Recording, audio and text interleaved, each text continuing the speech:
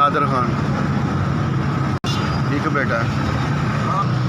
China scheme घर है मेरा, माड़ा बंदा वा, बड़ी मुश्किल गुजारा होंदा, 200-250 रुपया देता है, बाकी कोई राशन पानी लै जाइए।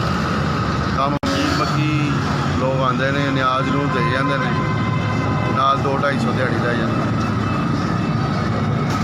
किराए का मकान है भाई, 20 साल हो गए जी भाई,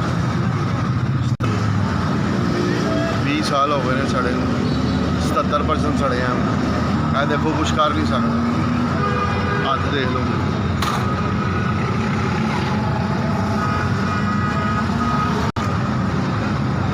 यार गरीब आदमी है, किसी अगे हाथ फैलान लगे शर्म आती है, बस मुस्तहिक आदमी है। 0315 40 58 133 एक अख काम करती, एक नहीं करती।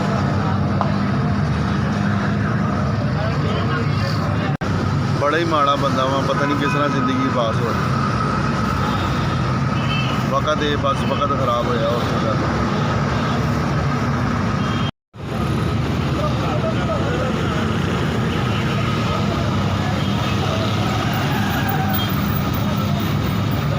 रुपया जिन्हें भी दिता है, अल्लाह उसकी खैर करे, उसकी तंदुरुस्ती करे, उसके कारोबार में बरकत पावे।